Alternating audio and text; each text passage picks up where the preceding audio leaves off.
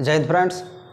आज की वीडियो में स्वतंत्रता के अधिकार के अंतर्गत जो अनुच्छेद 20 है उसको समझते हैं। देखो, स्वतंत्रता के अधिकार के अंतर्गत अनुच्छेद जो 20 है उसमें दोष सिद्ध में संरक्षण की बात कही गई है।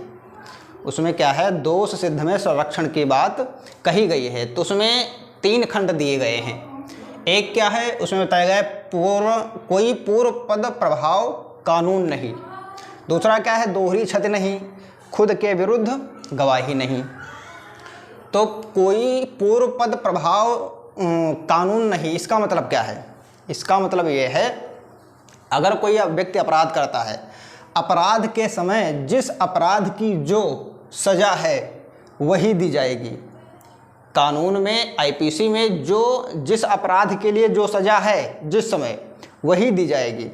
अगर अपराध करने के बाद अगर कोई कानून बनता है तो वो सज़ा किए गए अपराधी को सज़ा नहीं दी जाएगी। कहने का मतलब, अगर मान लो आज हमने कोई अपराध किया है तो इस अपराध की कोई सज़ा नहीं आईपीसी में, फिर इस अपराध की सज़ा जो है बाद में आती है तो वो सज़ा हमको नहीं दी जाएगी, क्योंकि हमने जिस टाइम हमने जो अपराध किया है उस समय उसकी सज़ा नहीं थी।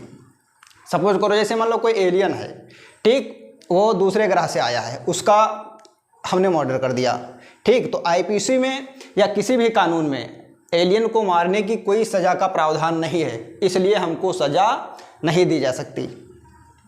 एक उदाहरण के लिए और समझते हैं।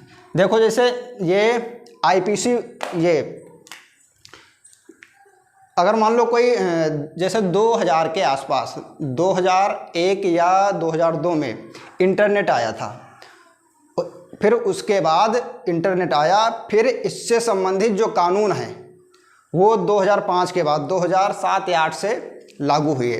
अगर उस समय हम कोई अपराध कर देते, ये ऑनलाइन जो है किसी को गाली वाली बक देते या कुछ ये सोशल मीडिया पर उल्टा सीधा कोई पोस्ट कर देते, तो उस समय जो है कोई इस अपराध की कोई सज़ा नहीं थी, तो हमको उस अपराध की कोई सज़ा नहीं दी जा सकती थी। लेकिन अगर मान लो कोई व्यक्ति है, वे उस समय 2007-8 की कोई क्लिप हमारी निकाल के आए और ये थाने में शिकायत दर्ज करे कि इन्होंने हमको 2007-8 में ये हमको अभद्रतापूर्ण गाली दी थी, तो उस समय इस अपराध के लिए उस समय तो कोई कानून बना नहीं था, इसलिए हमको उस अपराध के लिए आज के टाइम सज़ा कोई नहीं दे सकता या अपराधी कोई नहीं बना सकता। तो इसमें यही चीज़ बताई गई है कि अपराध के समय जो कानून है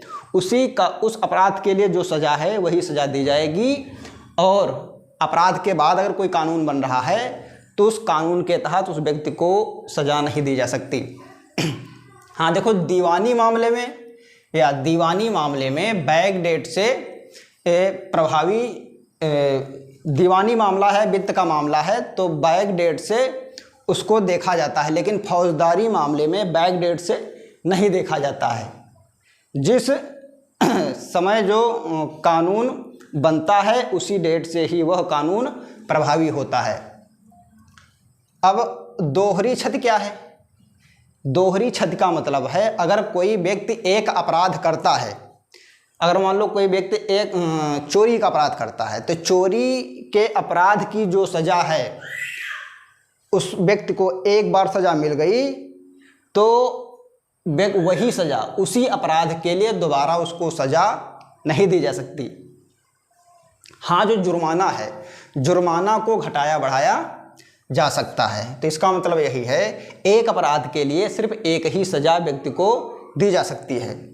खुद के विरुद्ध गवाही नहीं। खुद के विरुद्ध गवाही का मतलब, अगर मान लो हमारे ऊपर, किसी व्यक्ति के ऊपर कोई केस दर्ज हो गया, ये कोई FIR दर्ज हो गई और पुलिस वाले उसको उठा ले गए, तो थाने में पुलिस वाले जो है उसको उस अपराध को कबूलने के लिए बाध्य नहीं कर सकते। देखो, आर्टिकल 19 में हमें शांति का अधिकार दिया गया है, मौन का अधिकार दिया गया है, तो पुलिस वाले जो है वो मार पीट कर वो अपराध कबूलवा नहीं सकते, स्वयं के विरुद्ध जो है साक्षी करने के लिए बाध्य नहीं कर सकते। देखो, अगर कोई व्यक्ति कोई अपराध करता है, अगर मान लो थाने में कोई एफआईआर दर्ज हो जाती है, तो एफआईआर दर्ज हो जाने पर व्यक्ति अपराधी नहीं बन जाता। हाँ, एफआईआर दर्ज हो गई और थाने से चार्जशीट जो है न्यायालय में भेज दी गई, फिर जो है जो न्यायाधीश होता है, न्यायाधीश न्यायालय में व्यक्ति दोनों तरफ से जो वकील जो है दलीलें पेश करते हैं, सबूत पेश करते हैं, सबूत के बेस पर जो है न्यायाधीश अपराध सिद्ध करता है। जो व्यक्ति जिसके पक्ष में सबूत ज़्यादा होते हैं वो जो मतलब साक्ष्य के बेस पर दोनों तरफ से जो साक्ष्य प्रस्तुत गए, उस साक्ष्य के बेस पर ही जज अपना जजमेंट सुनाता है। सिर्फ एफआईआर दर्ज होने से कोई व्यक्ति अपराधी सिद्ध नहीं हो जाता। अपराध सिद्ध करने के लिए न्यायालय है।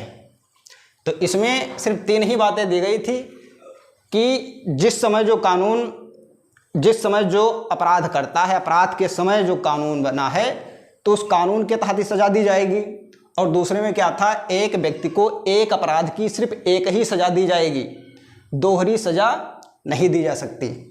खुद के विरुद्ध गवाही नहीं, कोई भी व्यक्ति किसी व्यक्ति को खुद के विरुद्ध साक्षी के लिए बाध्य नहीं कर सकता। तो इस अनुच्छेद में इतना ही था। आज की वीडियो में इतना ही। मिलते हैं नेक्स्ट क्लास में, तब तक के लिए जय हिंद।